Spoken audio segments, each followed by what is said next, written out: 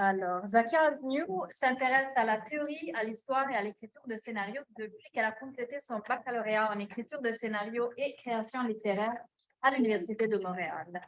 Elle joint ses intérêts de recherche à un angle d'approche queer et féministe à la maîtrise, alors qu'elle complète un projet de recherche-création intitulé Plaisir narratif et cinéma féministe, comment la recherche-création permet-elle de bouleverser les cadres de l'écriture scénaristique.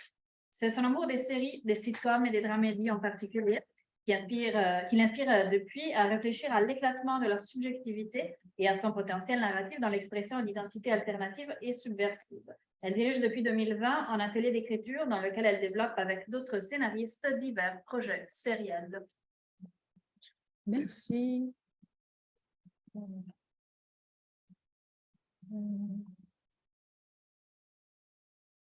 Est-ce qu'il faut que je le partage ici comme ça?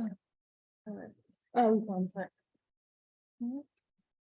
Donc ici, merci. Et ensuite, si je fais comme ça. Ouais.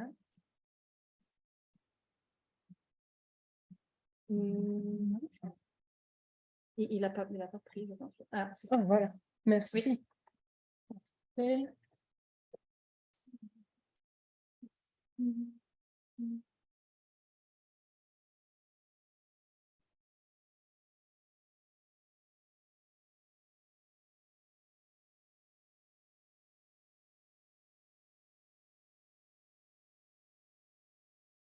OK. Eh bien, bonjour tout le monde d'abord.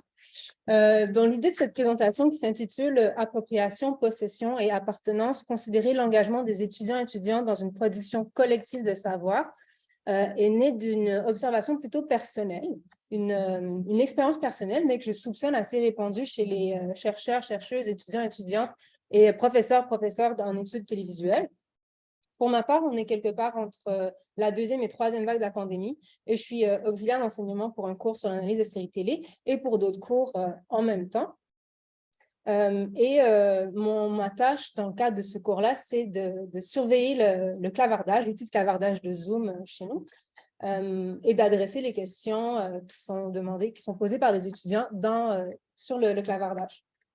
Très rapidement, en observant les commentaires, les questions des étudiants, j'ai une impression que les échanges dans le cadre des cours du cours sur les séries télé sont assez différents de ce que moi j'ai pu témoigner personnellement, que ce soit en tant qu'étudiante ou en tant qu'auxiliaire d'enseignement dans d'autres cours. En effet, je constate que les étudiants partagent des liens, des extraits, des anecdotes sur des séries et parfois même complètent des notions abordées en classe en les comparant à leurs objets sériels de prédilection ou même des objets sériels qu'ils connaissent tout simplement. Le clavardage pouvait, selon les thématiques, ressembler à des forums en ligne parfois. Ma première hypothèse est donc que l'outil de clavardage permet aux étudiants d'être plus à l'aise dans l'intervention. Là, c'est des étudiants au baccalauréat. Sans permettre un anonymat, le clavardage permet, me semble-t-il, une moins grande prise de risque dans l'acte de la prise de parole en classe avec plusieurs personnes.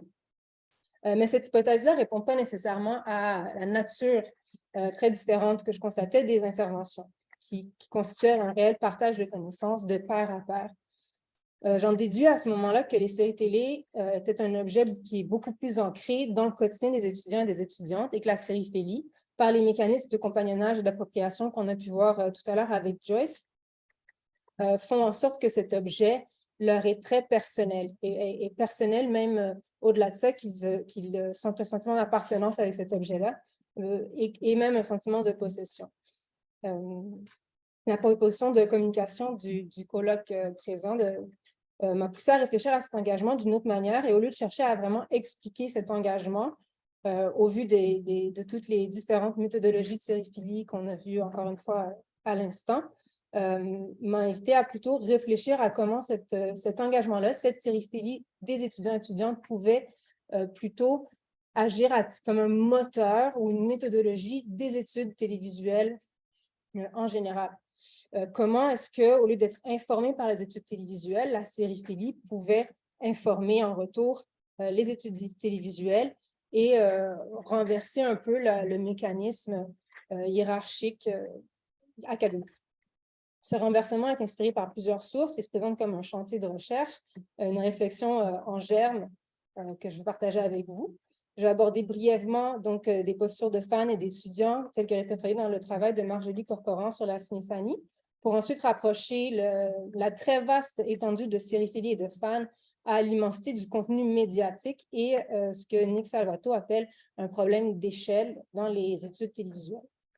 Les pistes que Nick Salvato propose dans son livre Television Skills vont me conduire à m'inspirer de l'angle d'approche et de la méthodologie des valeurs personnelles dans Pedagogy of Queer Television pour proposer ensuite une formulation différente de la question d'attachement aux séries.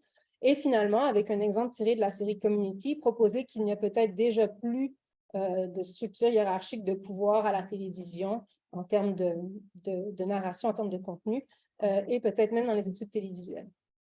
On va changer ici. Donc, les étudiants et étudiantes déjà fans. Dans l'introduction de sa thèse de doctorat, Marjolie Corcoran use de la première personne pour se décrire lui-même comme un fan. Il précisera alors que sa posture de fan, il va la préciser à travers deux typologies de fans, telles que décrites par Henry Jenkins et Matt Hills. Il va proposer ensuite une réflexion sur ces postures hybrides dans le milieu académique en relevant leurs défis ainsi que leurs stratégies. La CAFAN, qu'on a vu un peu plus tôt avec Julie, si je ne me trompe pas, représente donc, est décrit comme Jenkins, comme une identité hybride qui a traversé ou a plutôt apporté avec lui ou elle deux façons très différentes de s'engager avec la culture médiatique et les objets médiatiques. Il représente d'une certaine façon toute la porosité que décrivent Mélanie Boissonneau et Laurent Julier dans leur ouvrage Cinéphilie, Sériphilie 2.0, entre le critique professionnel et le fan. Et s'inscrit, ces deux postures-là, donc l'ACAFAN, qui est l'académique fan, et le critique s'inscrivent tous les deux dans une institution codifiée, que ce soit dans la critique professionnelle ou dans l'institution académique qui est l'université. Corcoran suggère d'ailleurs qu'il s'agit d'une créature académique hybride qui doit constamment se repositionner selon les arguments de ses détracteurs, et cela afin de justifier sa propre posture à la fois académique, mais aussi personnelle. En ce sens, l'ACAFAN doit négocier donc sa posture selon le cadre dans lequel il évolue. L'ACAFAN peut également s'apparenter au scholar fan, défini par Matt Hills, mais cette posture s'inscrit plutôt comme un fan de son objet d'étude et de sa discipline avant d'être le fan d'une série. Donc, c'est vraiment dans la structure académique déjà. Corcoran va ensuite référer à Alan McKee pour suggérer que ces deux typologies de fans, qui ne sont d'ailleurs pas exclusives, peuvent également correspondre à des fans de théorie ou des theory fans, qui, sans nécessairement être des universitaires, consomment de la théorie comme des consommateurs de contenu médiatique. Les deux postures qui s'inscrivent donc dans le contexte universitaire doivent se conformer à des idéaux de rationalité de la recherche académique. Dans ce sens, nous dit Marjolie Corcoran, l'universitaire qui étudie les questions touchant les fans et qui est souvent un fan lui-même se voit fréquemment reprocher de manquer de ce détachement que la discipline académique exige d'un chercheur. Il précise également que c'est moins fréquent depuis les dernières années, mais toujours est-il que ce chercheur, cet académique, confronte un problème épistémologique lié à la nécessité ou non d'être le plus objectif possible.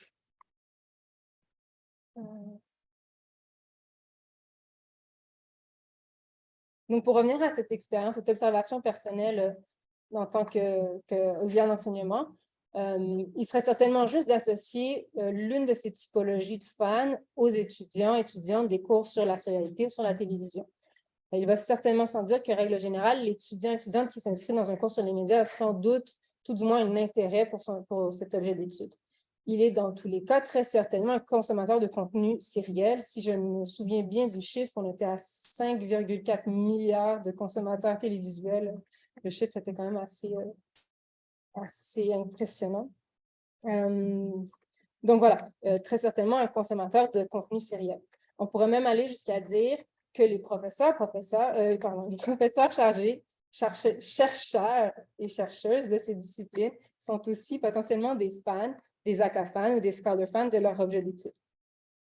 Je reviens donc sur l'ouvrage Cinéphilie, Sériphilie 2.0, qui s'engage en partie dans cette analyse de la porosité des frontières entre professionnels et amateurs et entre fans et auteurs. porosité induite par l'utilisation du Web 2.0, comme on a pu voir plusieurs exemples avec Joyce tout à l'heure, qui permet de déconstruire le rapport hiérarchique conscient ou non du consommateur à la parole experte. C'est donc dans cette idée de déconstruction du rapport hiérarchique qui, du côté des fans, se manifeste par une appropriation de l'objet sériel, par ces amateurs donc, qui passent d'une position devant à une position depuis, qui commandent, qui influencent, qui manipulent et qui contribuent à l'œuvre, que j'imaginais donc qu'on peut essayer de réfléchir à une déconstruction de la structure de pouvoir, de la production de savoir et du partage de connaissances dans les études télévisuelles, en laissant place aux fans, à la parole du fan de la CAFAN, tant au niveau des enseignants-enseignantes que des étudiants et étudiantes.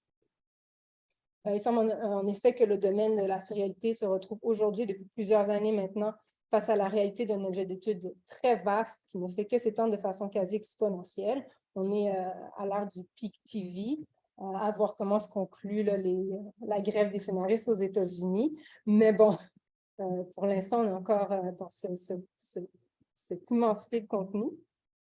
Et donc, entre le nombre de séries, le nombre de plateformes, le nombre de façons de consommer le contenu, le nombre de façons de l'apprécier ou encore les différents angles d'approche qui peuvent servir à l'analyser, l'ampleur du domaine dépasse peut-être bien la discipline très jeune, encore relativement très jeune, qui, comme nous disait Cara en début de rencontre, est encore considérée comme non digne dans plusieurs espaces, dans plusieurs milieux, dans plusieurs espaces académiques.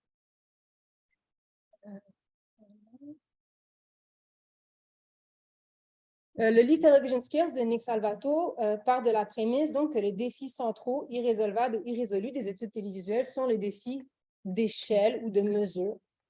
La citation est ici, donc les scalar problems, scales qui peut donc se traduire par mesure, par balance par moment, par échelle.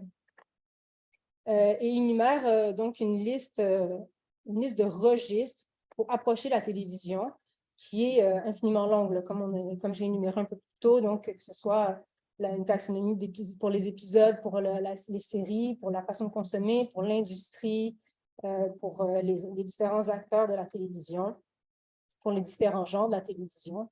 Juste parler de scénarité, déjà, c'est tellement immense, mais ce n'est même pas l'ampleur de la télévision si on pense aux de nouvelles, au sport, et ainsi de suite.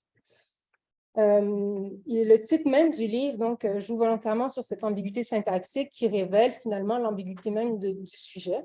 La television skills peut vouloir dire la télévision mesure, mais aussi les mesures de la télévision, entre autres différentes interprétations. Salvato va s'appuyer sur les écrits métacritiques de l'anthropologue culturelle féministe Marilyn Strathern pour réfléchir ce problème d'échelle à travers un geste de recherche qui prend le risque de confondre l'objet d'étude avec son cadre d'analyse. Avec Strathern, Salvato insiste donc sur le fait que les cadres sont tout aussi construits dans le discours et culturellement situés que les objets d'étude eux-mêmes et que les objets peuvent être tout aussi pédagogiques que les angles d'approche, que les cadres d'analyse qui servent à les observer. Un autre aspect important du travail de Strathern que Nick Salvato va tirer de l'ouvrage Partial Connections est justement l'idée d'assumer que la relation entre objet et cadre est toujours partielle et partiale.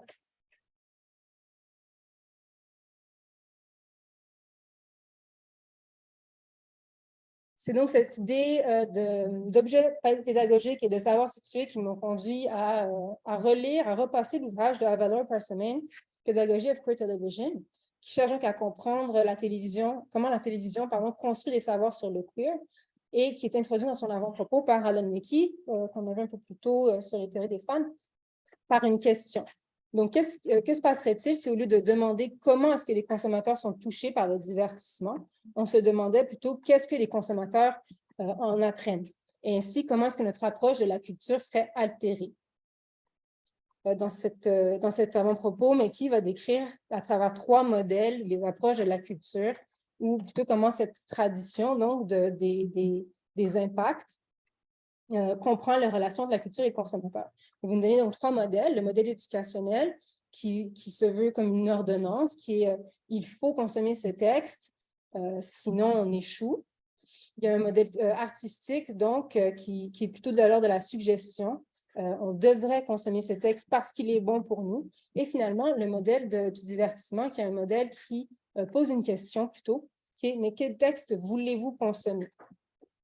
Je trouvais ça intéressant que déjà, dans les deux premiers modèles, on est sur des suggestions, une affirmation, et que dans le dernier modèle, celui du divertissement, on est dans l'interrogation et puis à se demander qu'est-ce que le public veut voir, en fait. Comme j'ai dit plus tôt, Persimmon s'intéresse à comment la télévision construit ses savoirs, comment la télévision nous apprend et comment la télévision apprend. Et puis, donc, c'est à travers ce renversement proposé par Alan McKee sur comment on perçoit la culture par rapport à ces trois différents modèles également de relation avec la culture que j'ai voulu donc un peu jouer avec le titre de Avalor Persimmon et demander mais donc, comment queerer la pédagogie sur la télévision, comment renverser donc l'angle d'approche avec l'objet d'étude, avec fluidité, comme nous propose Nick Salvato. L'idée est alors d'abonder dans cette confusion entre l'objet d'étude et le cadre de recherche, mais aussi entre celui qui enseigne et celui qui apprend, donc entre les professeurs et les étudiants et étudiantes. Ainsi, inspiré du travail de Persimmon, qui demande comment la télévision construit et diffuse des savoirs sur le queer, je me demandais donc comment l'amour des étudiants pour leur objet sériel peut construire des savoirs sur la télévision et peut-être même sur la pédagogie de la télévision, puisque nous découvrons que cet amour, cette sériphilie, est de plus en plus situé, de plus en plus lié à l'identité de celui ou celle qui vit et à la construction d'une identité de fan, mais aussi de consommateur, mais aussi d'étudiants, donc pour le cas qui nous encombre. Finalement, donc, qui dépendent de subjectivité et d'agentivité. J'ai choisi le personnage d'Abed de la série Community, qui pour moi est vraiment un exemple parfait de ma communication, donc qui est l'étudiant, qui est un personnage sériel d'une série hautement réflexive, qui est un étudiant et un fan qui fait probablement toutes les typologies de fans possibles. J'ai choisi un extrait de l'épisode 20 pardon, de la saison 2, où il suit un cours sur Who's the Boss, série des années 80. Et donc, après une première rencontre, un premier cours donc, avec l'enseignant qui pose la question qui était le boss, qui était le patron, qui est accueilli avec une espèce d'hilarité dans la classe, Abed répond et se fait retourner un peu par le professeur qui lui explique que les questions ne sont jamais aussi simples que ça. Donc là, on va pouvoir voir l'extrait d'Abed qui revient. Est-ce que ça joue comme ça? Mr. Abed, what can I do for you? I finished the book, Professor. And I've been watching episodes of Who's the Boss. I think there's something that you might have overlooked. Mr. Abed, will you look at my wall? Mhm. What do you see? Photographs. Of what? You, With whom? Tony Danza, Judith White, Alyssa Milano, Who's the Boss season 3 caterer, Gordon Giddy-Up-Galligan. I have studied this show, Mr. Abed. I am not a fan. I am not a groupie. I am an academic. When I ask the question, who's the boss? It is a rhetorical question. When I ask the question beyond the question, what is a boss? That's even more rhetorical. I would like to leave my room. My mind is open, Professor. It's open as the door to Mona's bedroom. 10 years isn't. I beg your pardon. You know, I just got a wonderful idea. Why don't you teach the next class? Donc, après la prise de parole d'Abed dans la classe, je fais un petit montage pour... Oups, est-ce que je l'ai arrêté? Oh non.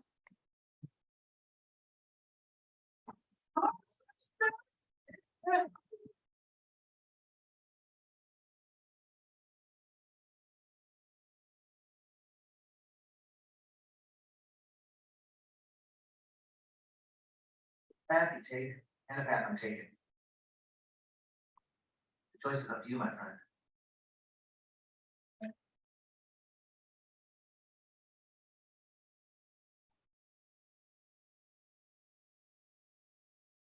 La démonstration d'Abed qui est entre ces deux moments est probablement le moindre de ses gestes de fan, même s'il donne un cours sur la série pour répondre à la question du professeur. Abed produit donc un geste de fan déjà en réactualisant une série des années 80 dans Community, dans le cadre d'un cours, en renversant en effet la structure de pouvoir dans la classe entre étudiants et professeurs, mais aussi celle qui sépare l'académique du fan. Donc, et puis comme tout cela se déroule dans la diégèse, les frontières s'affaissent également entre l'auteur et le fan. L'auteur de la série Who's the Boss, d'abord et avant tout, puisqu'Abed s'approprie l'objet, la chanson thème qu'on entend à la fin et la catchphrase There's a path you take and a path I'm taking, the choice is up to you, my friends, qui est dans la chanson. Mais aussi se retrouve à renverser quelque part le statut avec son auteur, Dan Harmon, puisqu'il est narrativement responsable de cette intertextualité au sein de la digeste de l'œuvre des années 90. Donc, voilà, puis il y a le moment aussi où il nomme le traiteur de la saison 3 de la série, qui est vraiment un geste de fan par excellence. De toutes ces connaissances, on parlait plutôt des savoirs, des connaissances d'experts, donc des étudiants et étudiantes. Oups. Voilà, donc j'ai plutôt réfléchi, mais j'imagine quand même plusieurs pistes potentielles qui sont déjà plus ou moins en place, notamment dans l'ouvrage de Boissonneau et Julier, Cinéphilie, Séréphilie 2.0. Ils parlent de gestes de fans qui sont issus déjà du monde des arts, donc la curation, la collection, la restauration, la réparation, mais on a aussi en recherche-création cette idée, cette méthodologie de situer les savoirs, de situer la place du chercheur, de la chercheuse, ou en auto-ethnographie encore, où on réfléchit à une critique de l'objectivité en situant les savoirs qu'on exprime. Tout ça pour proposer au final, un peu comme dans Cinéphilie, Séréphilie 2.0, où il propose un empowerment des fans, mais finalement un empowerment des étudiants et étudiantes dans le domaine d'études et potentiellement de façon différente de voir les études télévisuelles, comme l'objet dont on parlait plus tôt, qui est encore considéré comme non digne dans plusieurs endroits, toujours un peu à contre-courant. Je pense que c'est un endroit idéal pour se poser la question de Who's the Boss en télévision et en études télévisuelles. Merci beaucoup.